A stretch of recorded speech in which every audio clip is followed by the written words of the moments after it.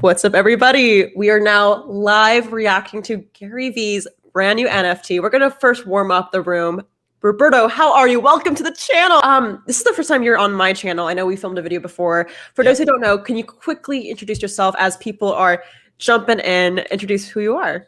Yeah, so my name's Roberto Blake. I am a creative entrepreneur and I'm a creator coach, helping you learn about the creator economy and how you can make money, stop being a starving artist. No more starving artists, cut it out. So yeah, I teach people how to make money online and how to do dope stuff and promote themselves with the tools, social media, the platforms, all the things. Very cool. Honestly, before this conversation, Roberto was telling me about all these tools I had no idea about. Like honestly, if there's one tool I need to be making right now, yeah. You need to make that. Okay, so just a sneak peek. What is one tool every YouTube creator needs to download right now? If there's only one tool you recommend. If you can only download what? Actually, you don't even need to download it, but this tool actually helps a lot. With just anything. Canva is like, a lot of people probably know about that, but like they probably don't know everything Canva can do and like how good it is. So like I would recommend playing with Canva. So that one's huge. Another one is straight up StreamYard. StreamYard is like the best. StreamYard, we're using this right now. Right now. Yeah, we're using it right now. Like if you want to collab with people, StreamYard. It's like the best. And yes, they are a sponsor of mine. They're not sponsoring this episode or anything, but like, yes, StreamYard. All the bigger YouTubers are using this because it's just easy. And it's also not just good for the collabs, but for like, if you want to do reaction videos or you want to screen record stuff, it's just you're going to see. You guys are going to see. We like figured out a way to like download the video with the audio sharing and it automatically like sizes it.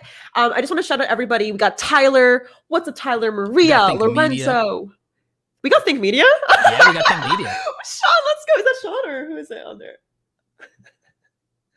Let's go. Sean Paul, okay. What's up? Hey. Well, you guys are watching the replay. I'm sure my editors are going to take this into an actual video, but I will put a timestamp if you're watching the replay where we actually react to VeeFriends. You know, me and Roberto are, I would say, crypto observers and researchers for the creator economy. So we know a thing or two, and we're not just going to react, but also think about the bigger picture, why this is so important. Yeah. So I guess like before we react to it, maybe we should just start off explaining like, why is this such a big deal? Like, you know, you came to me and were like, we should react to this. I was like, yes, but like, why do you think to the average person this is so monumental? Okay, so there's a couple of different things going on because I don't think it's about the average person. The average person is starting to dip their toe into crypto, just like how normies eventually figured out the internet and YouTube. You and Jade, you know this. Like when you were like 15, 16, it was the beginning of like YouTube being a household name. You were super into it since you were a little kid, but that was only for like the weird kids, the nerds, the like, you know what I'm saying? Like, yeah, you were, I were, but like the internet was like a niche thing. The internet only became popularized recently for like normies. And the same thing with cryptocurrency. Like, that's why like everybody that's like been early adopters is like, yeah, and it's like getting in crap at like a fraction of a penny and getting rich now, Doge millionaires and stuff. Like, it's because early adopters are in before it gets good. Right? So what I think about this is like the big thing with me with the NFTs is the digital art part. But because remember what I said, I'm about no more starving artists. No more starving artists. Okay? Holy shit, there's a pencil. Giant pencil. It's into my thumbnails. It's like, you know, it's my props. But like, okay, no more starving artists. Traditional artists have always had a struggle. Digital art made artwork scalable, but it wasn't respected as a medium by the pretentious czars of taste in digital art. I mean, sorry, in regular traditional art. Digital scales, though, print on demand, for hoodies, posters, t-shirts. Look at people growing based on their art off of Instagram profiles and everything instead of having to be in a gallery somewhere. And so, yeah, digital art hasn't been respected, but it was mainstreamed and you could go ahead and you could be part of that without having to be someone who is the more pretentious Manhattanite and still appreciate art. Okay.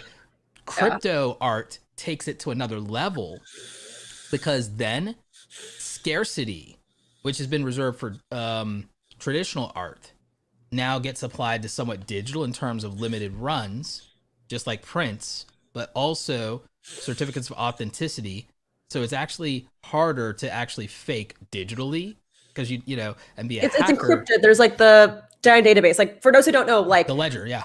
blockchain is nothing more than a spreadsheet or an Excel spreadsheet. So people publicize their transactions, but it's all encrypted and cryptographic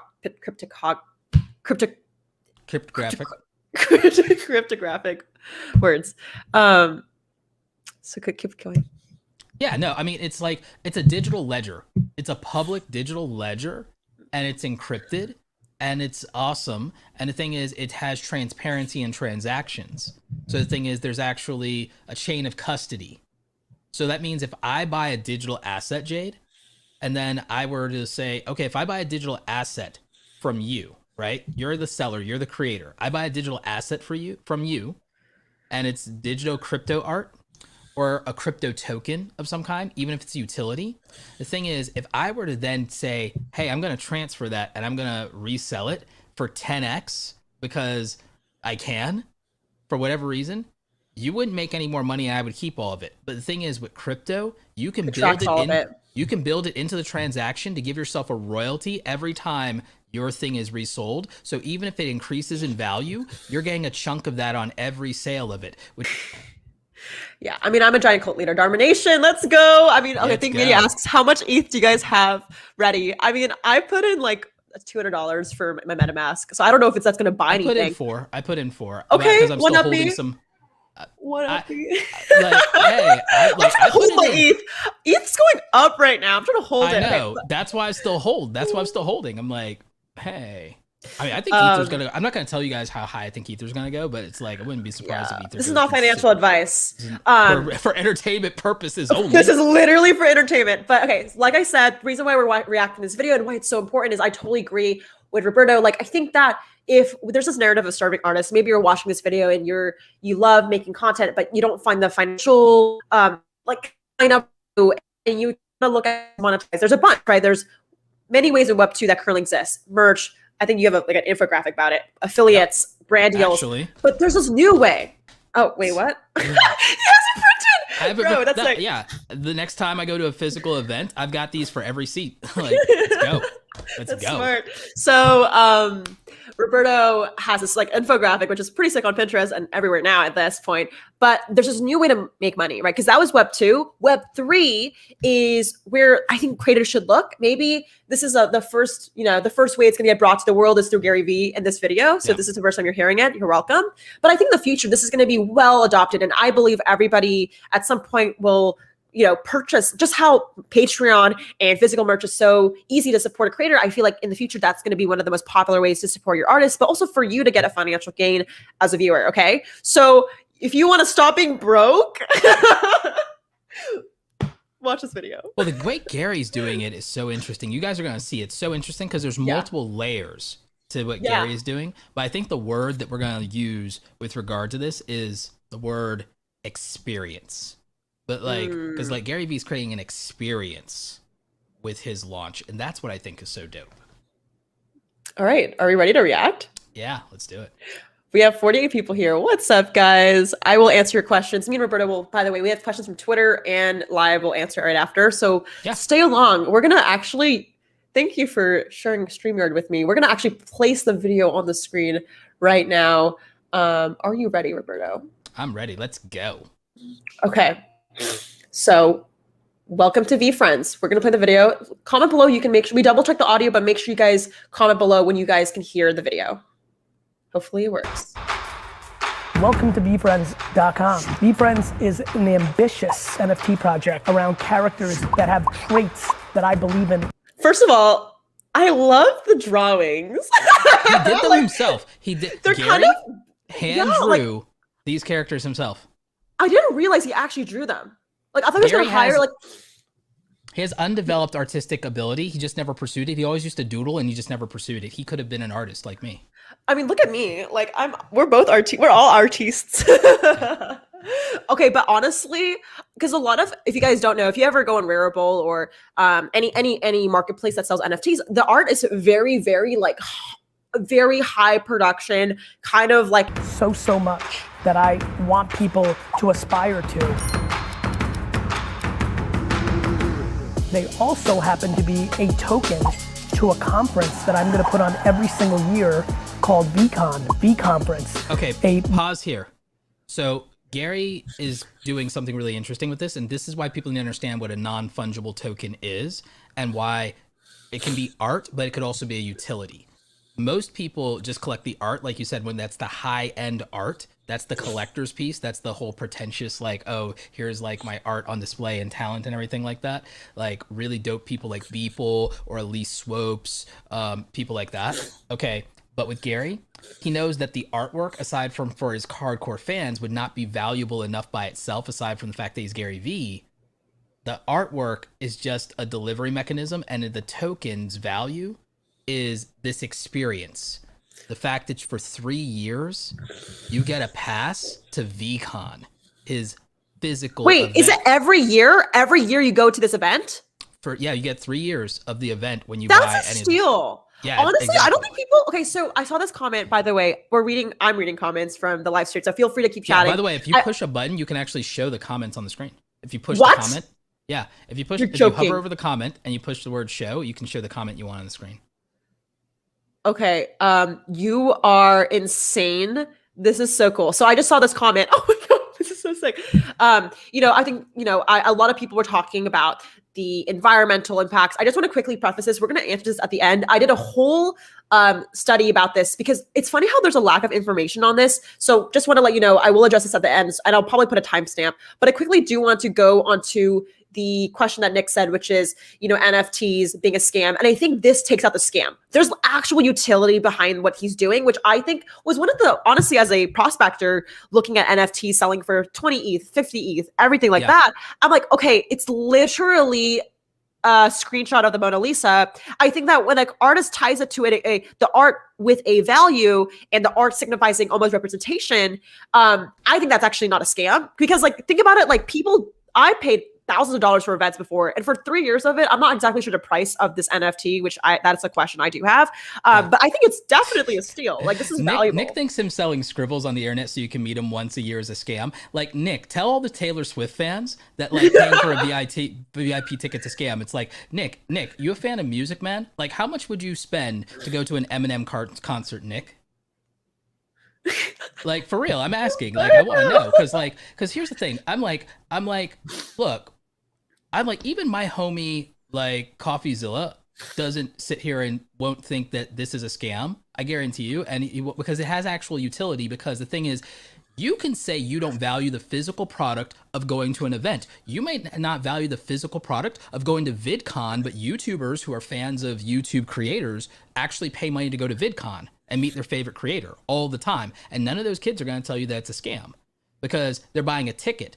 The art is not what's the real product here. It's just a expression, and it's just a fun, quirky thing that people do for their fan base, which people do all the time. So to say it's insulting, it's okay, that's you, homie. If you think it's insulting because you don't care about who Gary Vee is and everything like that, tell me who your favorite musician is, and so I can say that their music sucks, because that's just an empty opinion, dude. People pay money to meet Eminem, they pay money to meet Eminem, they pay money to meet Taylor Swift and everything. If you're a Swiftie or if you're an M fan, then that's dope, and you'll pay whatever it costs. But the thing is, if you don't like their music and everything like that, but that's on you. That's on you. You see what I'm saying? So it's I see what you're saying. Is what it is. Multi-day event that is going to rival some of the greatest conferences in the world around entrepreneurship, marketing, ideas, creativity, competition, meeting new friends. It's a community. It will be my great honor to create an ecosystem around the access tokens that are a huge part of this project. Hangout time, group stuff. Okay, so there's more than just apparently the event. There's so this is where he's organized. He's explaining each layer of NFT. There's different access points. Yeah. So I'm assuming, is this virtual, or this is only in the VCon? No, these are some things are virtual and some things are physical. That's sick. So VCon is physical because that's his new conference. That's his, whole thing. And then you have these other micro meetups, because I've been to a lot of his pop-ups and micro meetups. This is going to mean that this is more VIP. So it's going to be a smaller group of people. And the thing is, he's making it not just about himself, but about community. Because if you go to Gary Vee stuff, sometimes you'll meet people like Jessica Alba or Damon John or other people you might care about, Charlie D'Amelio. So there's access to his network. That's facts. Yeah. VIP access to a celebrity network through a bowling party or something like that. That's not a small thing. That's pretty dope. No, I just like that like bowling. Like, first of all, like, yes, I probably would have assumed a FaceTime call, but like this is so creative. Like, I actually love the use case. Let's keep going. Bowling, I really like tennis, it. bubble Tennis! hockey, What the video fuck? games, dinners, brunches, and then remind me what 555 gift codes. Correct. These are people who are gonna literally put in your address and stuff shows up. Hangout Hawk. That's Okay, kinda so that's cool. literally a subscription box. That's literally, he says, like, so the thing is, again, somebody calling this a scam is just uneducated, and that's fine, or you can be cynical, or you might not value it, but people's subscription box models. No, I like going in on people sometimes, but subscription Okay. box models. He's going in on Nick. Like, I mean, I doubt he's even here anymore, but I'm just saying, it's like, because again, like Jade, you know this. Everything on the internet's a scam. It's like, we're talking about a physical product, dude. Like, people buy subscription boxes. Like, you can get physical stuff. Like I said, even me, I bought this physical set of prints from Canva. Not sponsored, but like, I bought really? physical stuff from Canva, right? Oh, that's sick. Off the internet, right? People buy stuff off the internet. So if like you're part of this thing and you decide to buy the gift goat tokens, then you're getting like a Gary Vee subscription box that people can't even buy. I have a question. So when he says, like, let me just play the video so you guys can see what I'm talking about. 5 times a year. So you guys see how it's like 125 tokens with the virtual hangout. Like, I'm wondering, is he saying there's only 125 NFTs of this certain pass? Of this certain pack, because that's what the minting of the NFT, that's what the rarity is. That's what the rarity is. And here's the thing. He's saying that the virtual hangout thing, he's saying this thing's going to happen 5 times a year. So 125 people are going to get to do a virtual hangout 5 times a year. So like, what, like, valuing that again is really, like, that's really interesting. It's really dope. And again, that limiting of how many people can do it increases the rarity, and it means that there might be people who resell that. The value of that could go up. It's kind of like how if you buy all of the PlayStations. I saw the comment from Think Media. People can have the resale value also, and that's value too. So yeah, I mean, like, if it was something where maybe there was no blockchain and there's no like way to accountably track the resale value. Right. Yeah. Like, I think that this is not only value for like the consumer, but like financially, it's an asset almost. Like, NFTs are also known as digital assets. And I think that is so interesting too. So say you're like, hey, I don't like Gary no more, but I want to resell it. Gary gets a kickback, of course, because of the way the smart contracts work. But I think that's super cool. No, I do too. And the thing is, this isn't cool just for Gary. I mean, we'll talk about it later, but this is a model. He's showing us how it's done as per usual. Okay, let's keep going. We just love to interact. And You're in a Zoom for 3 years, 15 sessions? That's crazy. How many access tokens are there just one-on-one with me? 108. Just think about that. That's the #1 request I get every single day. I think it's all about IP. I think all the pipes are dumb. What you fill it with is everything. And even in my field of like hip hop, I think like when we look at Mickey or Disney, or we look at like Hello Kitty. There's so much. What's that? R.I.P. Nipsey Hussle. Oh yes. Yeah. R.I.P. Sending them. I've been thinking about creating characters because I've always loved Disney. I've always loved the Get Along Gang and Snorks. You know how many times I referenced Wuzzles? Really you know what was? That beaver he was doing was really good. That's pretty I buy fire. stuffed animals, mugs with pop culture on it, all the same game. It was built for this moment, so now I've got to create mine. This was reverse engineered. So what he said about IP, let's stop here. What he said about IP, and he talked about properties like the Smurfs, which like I've known that since I've been growing up because I'm an '80s kid. Like Smurfs, Snorks is way before your time. I don't know if you know about Snorks. What the heck is Snorks? Care Bears is what you'd be familiar with, like stuff like that. But here's the franchise. Here's the biggest intellectual property character franchise that's ever existed. What do you think it is? Disney. Pokemon. What? Pokemon. In terms of number of actual characters. Individual characters. Oh my god, really? There's almost 1,000 different Pokemon now. So I'm talking single franchise. Like, yeah. The new Pokemon is CryptoKitties and whatever this is. Yeah, but I'm saying there's over 100 individual Pokemon characters, and the thing is because they have the trademark, and so from a trademark and licensing standpoint, that's why. Because remember, Pokemon is only 25 years compared to like Disney or something like that. It's one of the shortest lifespans of intellectual property to have the largest database of characters ever. I did not know that. See, it's interesting it's how so like valuable. we're talking about the utility, but imagine we might live in a world where, once all this is gone, maybe I should put more money in my MetaMask now. But like when this is all gone, like people want the cool little like raccoon thinking. Like I think that the characters itself could have its own brand and identity. That's I think the point of intellectual property. It's the trademarks. It's that Gary made himself 200 individual unique characters. There's value to that IP because every single one of those is a content farm. Every character IP that you have is a content farm. Think about how much is spent. Yeah. Think about how much is spun off of Mickey Mouse as a single character. Then think about like DuckTales, Scrooge McDuck, Donald Duck. Every character you have becomes this entity. And every one of those entities becomes, once you have characters as IP, you have your own in-house user-generated content in a way of the legacy of your characters. That's why Disney acquired Lucasfilm and acquired Marvel, is because of the intellectual property that they house under their umbrella. I don't know if I told you this, Roberto, but so I saw this. So last year, 6 months ago, I started to think about like what my career wants to be and how I want to be more than just a YouTuber. So I started an agency. My company X8 has been going for a while, but I specifically wanted to double down in animation. So currently we help we help some TikTok animators with brand deals, merchandise, B2B products, but also D2C products. So one of our creators we manage is called King Science. He's currently at 11 million followers on TikTok. He's the current #1 animator on TikTok. I can't believe I didn't tell my YouTube. I actually haven't told anybody this. It's so random. I just do this secretly. But like the one thing that I saw, and he even mentioned this to me, he's like, when I die, my character still lives. And like, this is so interesting. Like, I think Disney, as a personal brand, it's so intensive. Like we have to film, we have to do this. And I think that when you are able to IP yourself, or in this case, cartoonize or animate yourself, you have immortality. Not only passive revenue, but legacy. And I think that's just so cool. So I really think that right now the animation community is growing really hot, but I think creators will start to animate themselves as well, like people that are like you and I, just like how Gary Vee did. IP is immortality. It really is. IP is immortality. I believe it 100%.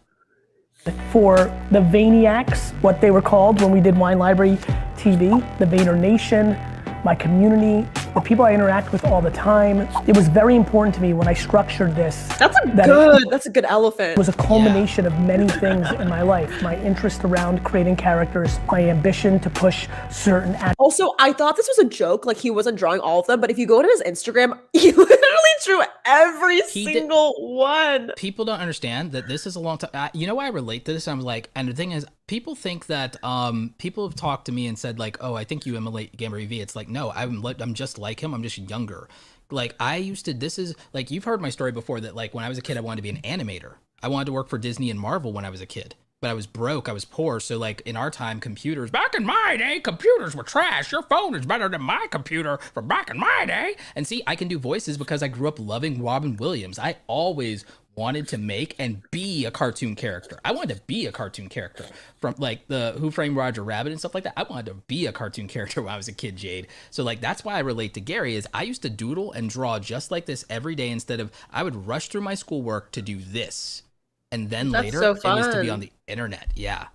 Okay, also, I just see a lot of people asking about like what an NFT is. I'll probably answer that at the end. We're almost over the video. Yeah. I just wanted to say, like, I know it sounds like we're Gary fanatics. Like, not gonna lie, I think we both maybe can say we're part of the cult or the Vayner Nation, whatever you want to call it. I'm like, but I do have to say,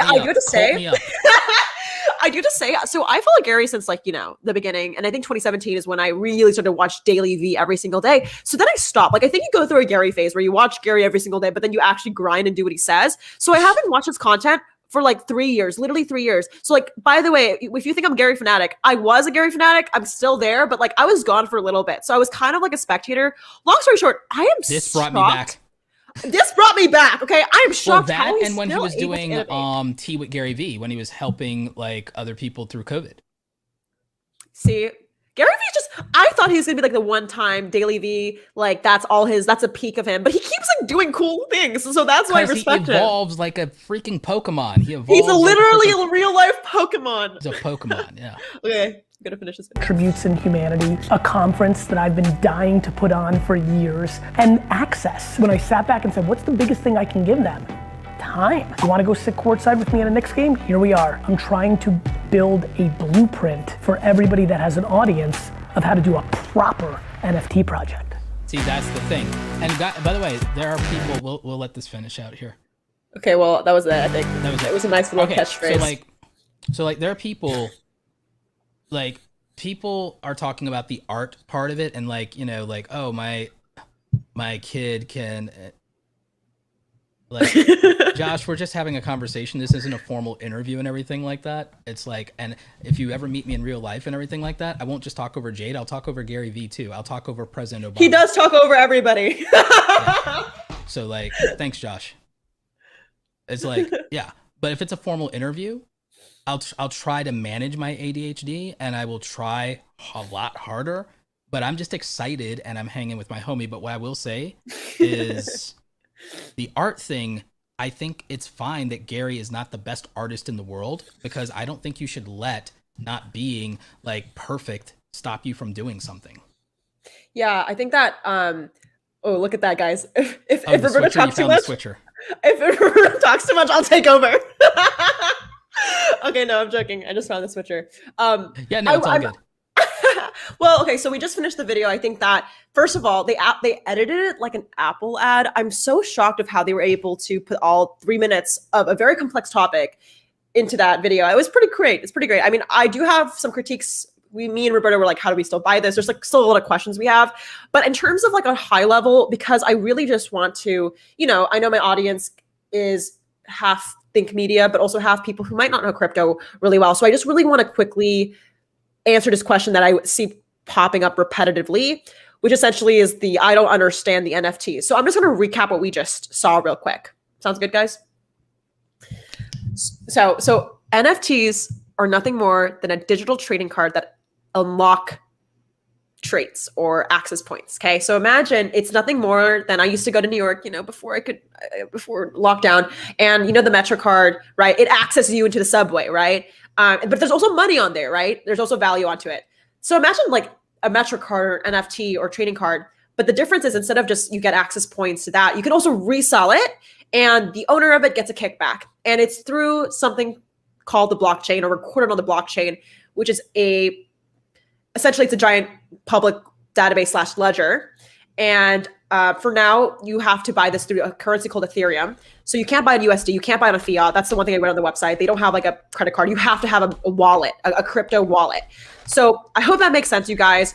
What Gary Vee is doing is creating trading cards that access points to his life and events that people already pay for. I feel like people forget that. Calling it a trading card because that handles the art piece. Right. Like put it like this. It's no different than buying an event ticket that's like a digital swipe card and you can't access the ballroom level or the VIP lounge if your card isn't coded to swipe the right door. Okay. You have a Discover card? Yeah, this is just one of my credit cards I just pulled up just to make the whole swiping a card thing. So don't turn it around. Don't turn it around, Roberto. Don't turn it around. Yeah, no. But like, all right. So like if you want to swipe an access point, okay, just like you were talking about checkpoints, if your card isn't coded for your level of access, you don't get any further. This opens doors. That's what the token is. The token is just a way of doing that. Now, the thing is, the beauty of it is you can, just like an event ticket, just like how scalpers can scalp event tickets, you could just resell this thing for more than what you paid for, and people get all of the things that go along with it, and all that access transfers to them. It's just actually legal for you to do it, and there's a record in the ledger called the blockchain that says, hey, you, this is now transferred from party A to party B. Here's the difference, though. When you sell and you scalp a ticket, the original ticket seller doesn't get any additional money. But with NFTs, that's true. The other thing is, with concert tickets and things like that, you can trade one concert ticket for another. Or when something's fungible, if you want to understand the non-fungible part, Jade, if I were to give you $100 and I give you $100 bill, you can give me back 10 tens, and that's equal, right? Mm-hmm. So that's what makes, or you can give me back 5 20s. That's what fungible is. Money is fungible. Human beings are not fungible. One Roberto is not one Jade. It's unique. It's unique. So the thing is, these individual things, even if there's 25 of them, each of them is unique, just like how in prints, when you sell physical art and it's runs of a physical reproduction, it's got a number usually on the back of the painting that says it's number 1 of the series versus number 2, number 5. That's why they say, oh, there's only 3 of this art left all over the world. There were 10 of them and only 3 survived since the 1950s or whatever in the war. And so that's the rarity part of it. So we've addressed the fact that something's non-fungible when it's unique and basically has its own serial number, and when it can't be exchanged for another of its kind because it's unique. It's like DNA. That's the non-fungible part. The token part is the fact that it's a smart digital contract that can track ownership and that can also give royalties to the person who originally created it. Every time it's resold, the person who originally sold it gets a cut every time it's resold. So that is basically your rundown on NFTs, non-fungible tokens. You now know what non-fungible is, and now you understand the value of a token. Thank you, Roberto. We're going to quickly answer some questions from Twitter. If you don't follow me on Twitter, I honestly have been going through a Twitter, like you probably know me as like social media gal, but I'm literally crypto cult connoisseur on Twitter. So if you want to know more about NFTs, I just retweet a bunch of stuff. So the first question we have is from Troy. I don't know why I can't put it on my screen. I'm sorry, guys, but it says best platforms for creators to use their NFTs to and allow seamless use of real world utility as well. Hope that makes sense. So I do have an answer to this question because something that I want to announce that I briefly announced in my last few videos. For those who don't know, if you're watching this if you're from Roberto's audience or you're watching this from Twitter, I do 2 things. So I have my YouTube channel where I talk about creator economy, and me and Roberto actually have a whole strategy about it, which actually will be a really cool video to share later. But the second thing I do is I work with creators on helping them launch Web3 products right now. So with the animators we work with, we're currently building on a platform called Coinvice. You guys can check it out. It's essentially, it's a way for creators to launch their own NFTs and social tokens. That's a whole other conversation I'll go into. But the reason why we're really excited about that is in terms of the real world utility. I mean, in terms of like, say you're an artist or a filmmaker and you have an event, you have to have a way for people to maybe show their collectible or their NFT before getting in. And typically you show it through something called a wallet. A wallet is where you store all your assets and NFTs. There's a bunch of wallets called MetaMask. Coinbase has a wallet literally called Wallet. So in terms of like how you design it, I think it depends on like where you plan to verify it. But I'm using Coinvice. There's also Rarible, OpenSea, Mirror, and Zora. And there's a bunch of others, but it has different use cases. I would say if you're trying to build something on the marketplace, you're trying to leverage other people's audiences, launch it on a marketplace like OpenSea, Rarible. But if you want to have it something that you already have an audience, right? Like Gary Vee, why did he not launch on OpenSea? It's because he already has a cult following. So he put it on his own website, right? So if you want to drive traffic to your own place because you can, I would recommend looking into Mirror or potentially what we're doing, Coinvice. Anyways, I hope that answers your question, Troy. I don't know if, Roberto, you have any thoughts around that, or are you launching anything in your world? Well, we'll talk about I guess we can talk about our NFT strategies a little later here. Wait, really? Okay, that'd be cool. Yeah. That's so cool. But no, I was actually taking notes on what you were saying and everything because I'm like super into, I need to make some videos explaining some of all this to people. Because like people are gonna want to know, but also Web 3.0 is super, super interesting. But like, yeah, let's take some more questions. Okay, yeah. Someone was asking what is Web3. I should probably make a whole video on that too. I was going to make a video on that. Yeah. Okay, I will. Thank you guys. Okay, so the next question we have actually, Roberto, this will be something that you might be able to answer.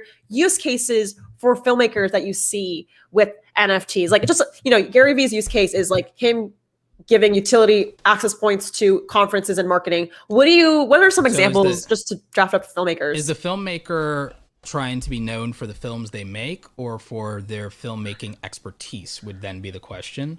because there's a difference between a filmmaker that wants to be known for the films that they make, like our friend Swoop, versus a filmmaker that is helping you become a filmmaker.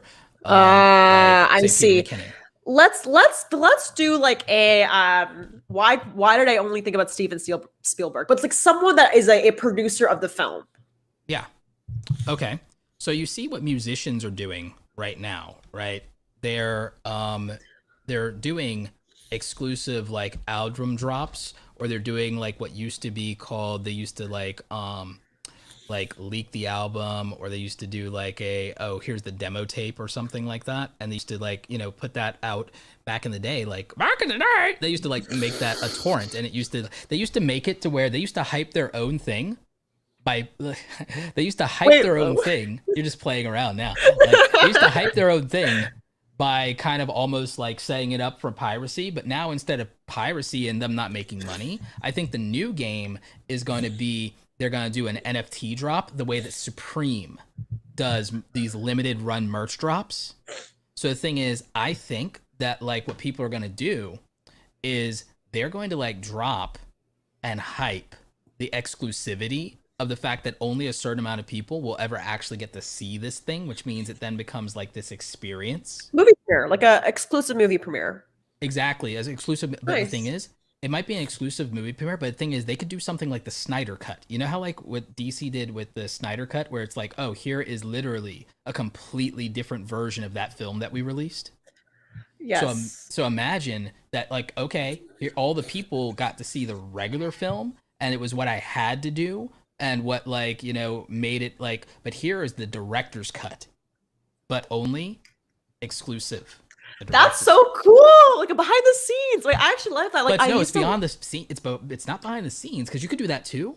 But Yeah. a director's cut is just, here's how I could have done it. Here's the alternate ending. Here's how I would have done it if I didn't have to cut down for time. Here's how, if I could have made my definitive vision, like even if it's like scenes. Ugh. exactly all the extra That's scenes, so because sick. then it's produced as a final product, because like, you know how like I can see the extra scenes on a DVD, you're not seeing them as they were meant to be in the film itself, because the fire. film then had to get cut down to like 2 hours or some stuff.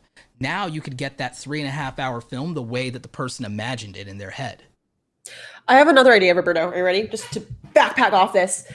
Because I think a lot of people, I just saw a question. I couldn't pop it up because it's back there, but it was like, are NFTs exclusive for people that are celebrities and influencers? Honestly, I think for now, yes. Majority of it, yes. For the sole reason of it's the easiest way to execute. However, I think in the future, we're going to move into a world where you don't have to just be a creator. You could be a part of a collective effort of creating projects. There's this project called Song Camp. You guys can check it out. Song Camp is where artists come together, literally like a TikTok house, but in this case, a virtual house, and they make a song. They list it as an NFT, and the royalties split between those 5 artists. I just had a call this morning with the founder of this creator organization, house, NFT project. His name is Matthew. And he was saying, like, these people maybe don't have followings, but together we market it. So I think that the reason why I bring this up is this is the same way in the film industry, right? Like you imagine you're a filmmaker, you come with another, like an actor or like an influencer who helps produce it. Everyone splits the royalties. You create like this bonus of an extra cut. Another idea I do have as well to this is something that we're doing in my company is, say any token holder for the, we work with animators. So say anyone who purchases King Science's token or Nutshell, we also work with another one. They can become background characters in the TV show or animation, like a cartoon. Like imagine you're The Simpsons and like in the back, you're walking around. Like you could also virtually, I think animation's cool because you can do this. It's the only one that makes sense. But you can put your fans or token holders in the video. There's a creative direction involved maybe. I think that is super cool. Like imagine, one of my favorite TV shows growing up was, I would say, well, it's kind of embarrassing. What did you grow up watching, Roberto, actually? Back in my day, no, because back in my day, you had all the original stuff. You had the best version of Batman and Spider-Man was the 1990s animated series, Batman the Animated Series, which I think won awards. It was one of the first animated things to win awards. Spider-Man the Animated Series back then, so that's the 90s. Back in the 80s, we had Thundercats and we had He-Man and She-Ra, and we had G.I. Joe and the original Transformers, Generation 1, homies. So like you had all that, which by the way, IP, this is what we keep talking about, IP. Here's the thing, I see somebody in the chat is being a little bit jaded, and I'm not Don't use that word.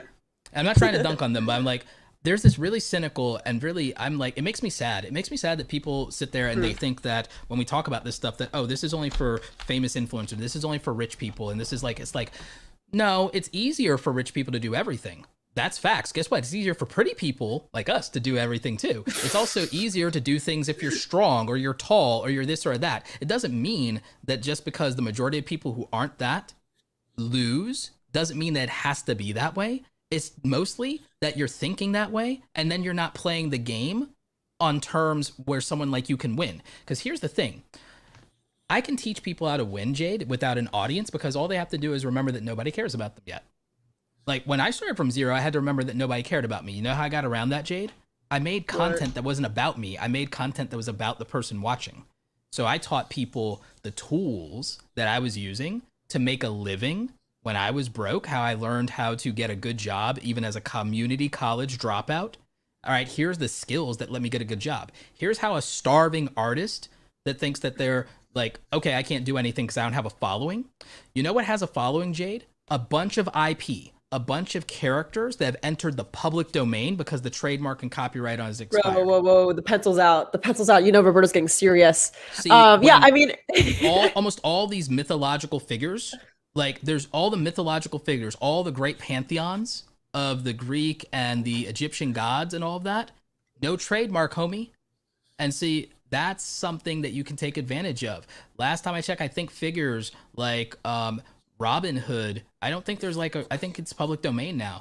I think that there's most of the, like, that's why you can, Disney actually started out a lot of that too, Jade, is they went to things when they wanted to do a lot of the Disney classics off of the fairy tales. They had to go to things that were public domain that they could riff off of and that they could make their own version of.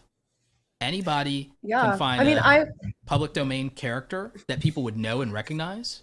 If they don't know you, find a public domain character they know and then make the dopest thing ever. Yeah, I mean, there might be some legality with that. I actually have looked into that a little bit, but a lot of artists on OpenSea especially are literally creating re-editions of Beeple style art. Like, it's a remix, right? So like, there's even like collections of Billie Eilish's figurine, but like in an NFT. Like, I think that there's so many ways to leverage artists that are maybe more popular that have an audience, but also the collective is still a real thing. Like, I have talked to this one artist called Engine, and he has, I think at the time, 800 followers on Twitter, like 800 followers Twitter. And I think one of his NFTs sold for $10,000, which right now is, I think, maybe 3.5 ETH. Back then it was like 10 ETH because, you know, ETH is going crazy right now. So I think that it's super important. It's not about audience. It's not about growth. It's not about having the largest following. It's having the right strategy. And I've seen a lot of projects, actually, I can keep going on, that don't leverage mass amount of following, but people that are fans of the protocol, fans of maybe the technology, or fans of the art itself. And there's so many ways to go beyond it. I think the only reason why we see Logan Paul and Gary Vee right now, and we only think it's celebrities, is because that's what we see. But I can give you a Twitter thread of people with, I'm sorry, no clout in a good way, but that are making projects, because it's not about reach. It's about the right strategy. Discord is a huge platform, Twitter, and you only need like 1,000 people. Maybe Roberto, you can go into the statement of like, this maybe solidifies the theory of 1,000 true fans, which we can go into, but like, it's not about mass audience. And if you don't even have 1,000 fans, join a collective. That's why TikTok House is, or you can see Song Camp launching very successful projects without necessarily millions of followers. Do you want to talk about the 1,000 fans? Yeah, absolutely. So like, a book everybody here should read is our friend Pat Flynn's book, Superfans, because it like even takes this further, and it's the modern idea of this. But like, let me put it to you like this. If you had 1,000 people, because everyone thinks they need this big following, imagine if you had 1,000 people. If 1,000 people, if you create $100 in value that they are saying, hey, I'll give you $100 for that, or hey, you made this dope thing, I'll give you $100 for it, or you're creating this dope experience, I'll give you $100 for it. Or if you had enough t-shirts, hoodies, posters that after gross and after cost, you were making like $10 and somebody buys the whole collection because they're a diehard fan of yours. They're a super fan. They're the truest of your fans. They're the fanatics. Like with Gary Vee is doing this with the assumption that he has 10,000 fanatics. The rest of us can actually get to 1,000 fanatics if we are willing to pace ourselves, because the problem is too many of you are trying to get to something big and get these astronomical numbers in like 1 year. You're trying to go viral or blow up in 1 year. But think about it. If you actually give value to people and you spread that out over even just a few years, you could scale that. But here's another one for you, Jade. If you literally was sitting there and you were creating value for like 10 people a day, every single day, doing something that made 10 people every day ride or die for you, you'd have like 3,000 followers at the end of the first year. Okay. And so if 1,000 fans come through at $100, you made your first 6 figures off of your art, off of your experience, off of whatever. But imagine this, Jade, if you keep those 1,000 people loyal and you keep creating $100,000 in value for them, you do that 10 times. 1,000 people was all it took to put you at $1 million because you created $1,000 in value for 1,000 people. The reason that celebrities and like all these other big people and these big tech CEOs, the reason that they make so much money, Jade, is because the scale of the number of people that they actually created value for. That's all we're talking about here. Yeah, so it's somewhat easier when you have a bigger following. But the thing is, you could go and pull the old school game of 1-to-1, like Gary says, hand-to-hand combat of like, how much effort are you making to go deep with even like 3 people every single day, go deep and get them invested in you emotionally? Because if you did that every day, 365, you got 1,000 fans in 1 year that are ride or die for you because you had 1,000 conversations. I also do have to say, this will go into a different topic. Thank you, Roberto. I think that one thing I want to add is, oh, by the way, you guys, gonna plug my Discord chat. I talk about NFT crypto stuff. Oh, you guys can join it here. Roberto, are you in my Discord yet? Join it right now. I didn't even know you had one. Join it. Okay, but as I was saying, one thing that because me and Roberto, I always like to clap back at anything. I do have to say, I don't want to oversimplify. Something that's really easy to do is oversimplify the idea of 1,000 true fans. I really don't believe it's something where you just pick a topic, and this is not what you're saying, but some people might perceive this as you pick a topic, you dive into that, you build an audience through that, and you monetize. The number one thing I think we forget as creators is this topic that I'm talking about serving me as a creator? And is this a value I still align with? Give yourself the ability to pivot when you decide to change between maybe you're a chef and you want to talk about finance, right? Like, allow yourself to shift. It's almost detrimental to build 1,000 true fans on something you don't give a shit about. I feel this 100%, and I'm not going to go into this right now, but the reason why this is so important is like, yeah, Jay, but money is money. But wait till we go into a world of social tokens where your fans not only become maybe people that buy your product, but stakeholders or people that govern your community, which I will go into later. Long story short, just imagine your audience having say in what you do in a way. And if you don't vibe and have similar values to that audience, it's going to be detrimental to your community and what you want to build. And at the end of the day, it's really important not to make money, but also to make something that makes you happy. So one thing I do have to say is it's okay if you take a little while to figure out what you want to build your 1,000 true fans. But the way you learn what you want to build your 1,000 true fans on is not by sitting there and waiting, but it's just doing it. And over time you evolve. But give yourself the permission to evolve if you guys are stuck there. Because I see a lot of your comments saying like, I don't know my niche or I don't know what I want to do. And I think it's important just to start with anything. And then over time you can evolve. Something that I'm doing is I like every day change who I am basically on the internet. And it's detrimental to business short term, but long term, I feel like I will align better with content that makes me happy. So for me, for example, I used to do a lot of how to grow an Instagram content. I don't really give a fuck anymore about that, to be very honest. I like it, but not every day talk about it. So now I think what makes me super excited is a mixture of creator economy content and surfing. So I'm doing that on TikTok. I make surfing vlogs, and on YouTube now you can see me talking about crypto creator stuff. And I think I took a long time to give myself that permission. So I just wanted to let you guys know that the 1,000 true fans can be easily simplified, but also give yourself the room to adapt. Do you have any words on that? I do, because I mean, Gary is the example of that. But like, even what I was saying, remember what I said? I didn't even use the word niche or topic in anything I said earlier. I said conversations. I said get them invested in you. Remember? I said that. I know. And there's a reason. And there's a reason because there is a way to get stuck in what you do, and there's an evolution. Because remember, like, Gary Vee has evolved, but my issue with people is like you said, it's short term versus long term. Your 1,000 true fans are supposed to be lifetime value. That's why they're supposed to be your like secret society. That's why it's fine to build that over a decade. But the thing is, everyone overestimates what they can do in a year and underestimates what they can do in a decade. A decade. Oh, exactly. Okay. no, a decade. Everyone A decade. underestimates. Yeah, a decade. Like for real. That's a long time. Oh my god. But that's like, but it is. But it is. But the thing is, the time's gonna pass anyway. Like the time's gonna pass anyway. So the thing is, like building in layers to where think about the evolution of Gary Vee. Gary Vee and his evolution, we've literally gotten to see his evolution of an almost 2-decade-long career. We've gotten to see an almost 2-decade-long career. It's so cool to watch. Yeah, that's like you don't get to see that. We literally get to see when he literally couldn't talk to the camera in the first episode of Wine Library TV, and we got to see the evolution of 1,000. So awkward. No, I'm joking. It was great. It was great. It was for like the first 60 he says it himself. He says it himself. The first 60 episodes. So like, okay. Just be evolve, like you said though. Evolve. He was the wine guy, the brass like Jersey wine guy. Then he was the social media guru and the public speaker who curses. Then he became everybody's quote unquote favorite motivational figure. Now he's leading the charge on digital crypto art. Yeah, that's pretty sick. I want to be up there. I'm fighting for that spot. You guys, give me a boost, y'all. Share this video to a friend so I can be the second into chair for. I mean, look at Jessica Alba's career. Look at Jessica Alba's career. That's so true.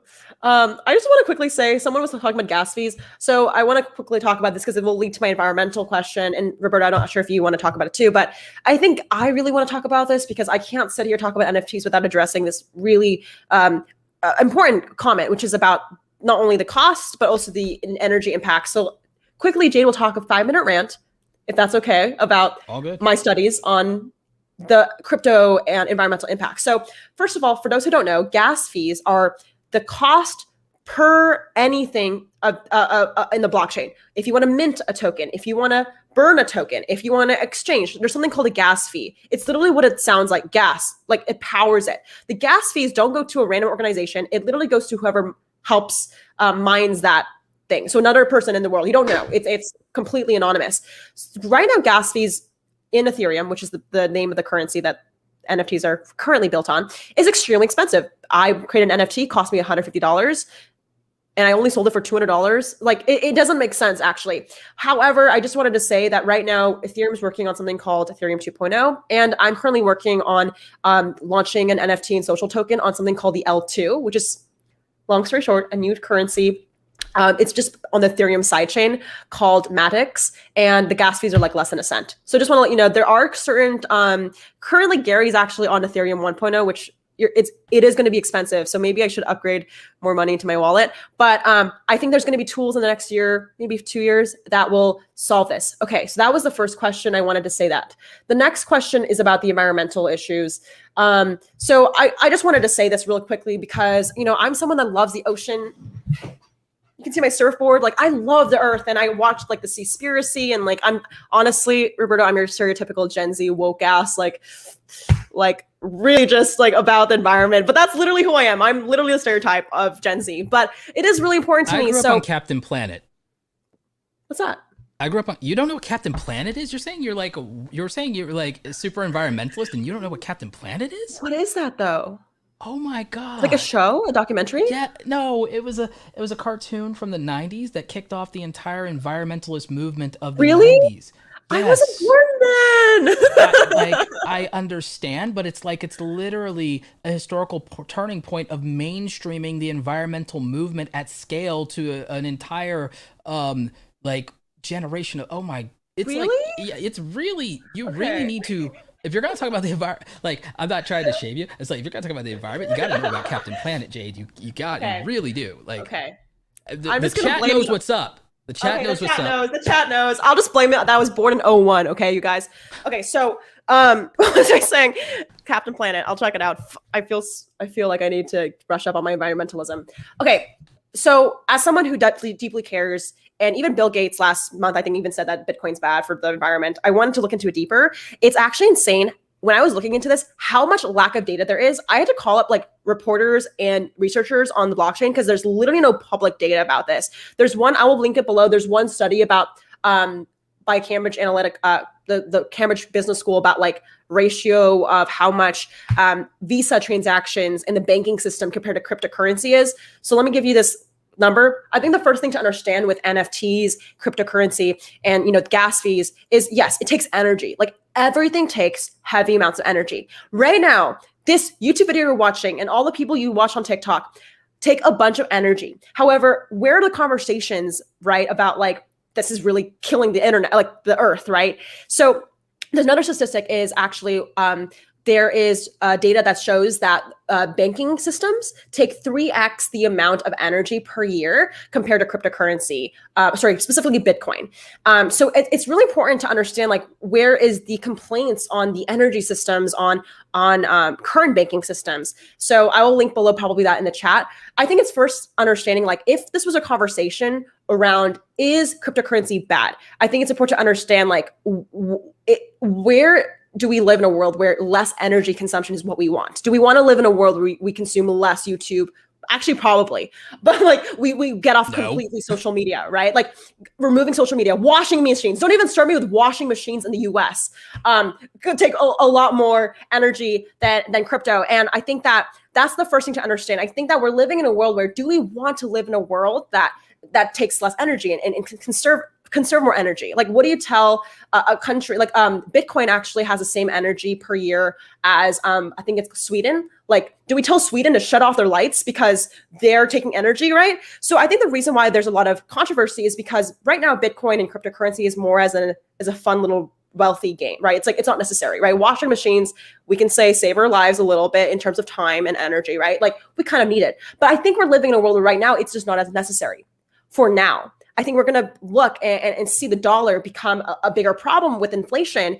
And in a few years, we're going to be like, damn, we need a new currency, a universal currency that doesn't cause inflation and a diminishing value. I think right now, washing machines take more energy than cryptocurrency, and we can justify that because it's worth it. And I think that for now, yes, maybe for someone average, when I say average, I'm even talking to myself, right? Like I don't have a lot of money in cryptocurrency. I just want to say that. I just think like as consumers, we're just like, it's not necessary. Artists not making money online is not necessary. But I think as more and more people enter the creator economy, we need to find a way to earn revenue. It's going to be one of the best ways to monetize instead of getting a job and drowning in student debt. I think Gen Z is like the worst generation for student debt ratio to income. I think it's going to be more and more in the next few years necessary. So we need to stop looking at it as like, Bitcoin, cryptocurrency taking energy, but it's like, where is this energy going to? And is it worth it? And personally, I do think it's worth it. And in the next few years, it's going to be more worth it. And the last thing I have to say is Ethereum is working on a proof of stake, from proof of work to proof of stake, which will reduce energy by a lot. So that's unknown to come out. I do understand that. But I think they're making efforts, and I really hope they do. There's also other currencies like Cardano that takes like 32 times less energy than Bitcoin. Because the computing is less complex in terms of the algorithm. So I think that, if this was a conversation around like, is Bitcoin bad? Is cryptocurrency bad? I think that we have to look at like, what type of world do we want to live in? Second, I think that we're making steps towards a more environmentally friendly technology. And the third thing is, sorry for all the research, you guys, I hope this is interesting, but I found out also that 30% of mining is done through renewable energy or hydrofuel. So there are movements also to where's the energy even being used? Is it coal? No, it's not coal. It's 30% is from renewable energy, and that number is going to keep going up year after year. So that's astounding. That's great research, Jade, and everything like that. I actually have a few things to chime in on that. What's that? So everyone's trying to measure the environmental impact of like crypto and NFTs and all of this and so on and so forth, and they talk about energy and the impact and everything. And yes, I'm like for the environment and things, but I'm also practical because I'm humans first. But guess what? Agent Smith from the Matrix already solved this problem. He already figured it out. Agent Smith already from the Matrix figured this out. If you really are that concerned about it, you have to look and measure at the actual impact and the negative impact and cost of actually just being a human being. Because everything we're said, really wasteful. Washing machines, carbon emissions, the electricity for the transactions in our existing banking system, every single time a human being exists, that impact gets worse. So your actual answer would be eliminating humans. Agent Smith from the Matrix. I'm making the nihilist argument, but I'm not saying that we should be pro getting rid of humans. But think about it. If you're really serious, every time a human being exists and is brought into the world, there is a measurable cost of the impact of the energy consumed, because now you have another being of consumption. Because prior to the Industrial Revolution and all of the appliances and the global network and the internet and all of these things, humans' survival rates were lower, our lifespans were lower. We have, as a species, constantly scaled our consumption with our evolution for convenience. And in the 21st and 22nd century, that's going to exponentially multiply because of automation. Because what people have to consider is all these things that they're deeming unnecessary, Jade. No, the creator economy is going to be more necessary than anything in the 22nd century, because in the 22nd century, we will absolutely have more or less a post-labor. We will literally have a post-labor movement. We will literally be unless I'm cyborg, Roberto, because you and I won't be here in the 22nd century. You might, I know. I'll be here as a cyborg. Or I'll just finish my other 3 Horcruxes and I'll be okay. But the point is, the 21st century is seeing massive automation and job displacement. I don't know what people think we're going to have if people are not invested in an economy of ideas. The economy of ideas is the next 200 years that we can actually see happening, because there will not be, think about it now, the average job that pays well is no longer working out in a field or using heavy machinery equipment. It's sitting at a desk and managing logistics or coming up with ideas. The managing logistics is going to be done by the robots too, because they're going to be able to do the calculations. Look at Bitcoin and the blockchain. Any calculations, any accounting, any logistics, even legal services is going to be AI driven. So all the clerical work is going to be taken by AI. Almost all the manufacturing work is going to be done by AI. So you'll be left with the economy of ideas, and you'll be left with the economy of pampering humans through experiences, entertainment, and hospitality. Everything will be hospitality, aside from the trades where the detail work is just too specific for a robot or a machine, or it doesn't scale. So it will all be, we will only do work that either doesn't scale, will be the last of the trades, and the working with your hands will be the things that don't scale. Artisan work and crafts and things that are idea based in terms of art, physical art will still matter, physical media will still matter, because humans will just want to consume. It'll be a consumer experience, and people waiting on us hand and foot will still be something that humans do. We won't give all of that to robots, and other than that, it'll be the economy of ideas. It will be artists that rule the world. Yeah, I think that automation, what are we going to do about it? But there's so many, not even jobs, it's not even jobs, but careers, creator economies that come through the rise of automation. I think more and more people are working for YouTubers. And that's so strange. YouTubers employing people. I think Mr. Beast employs 50 people. YouTubers created in 2019. There's a study. I'm asking YouTube about a study that they did with a college in 2019. Did you know YouTubers created 300,000 jobs? That's amazing. And this is not from YouTube. This is like YouTuber, like regular old people like me and Roberto. So I think job creators out here.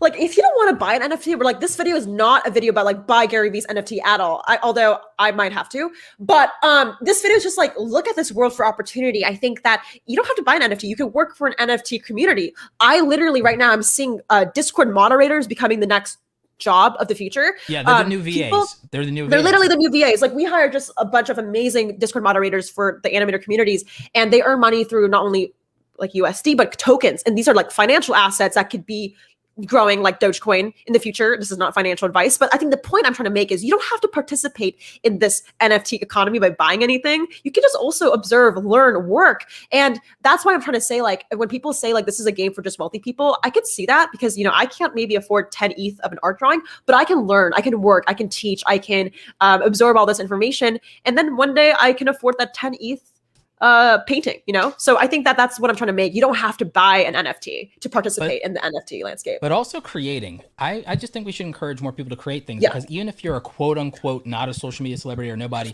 these galleries and things, because like you could be a nobody and you could write a book today and you could end up being a best-selling Amazon author.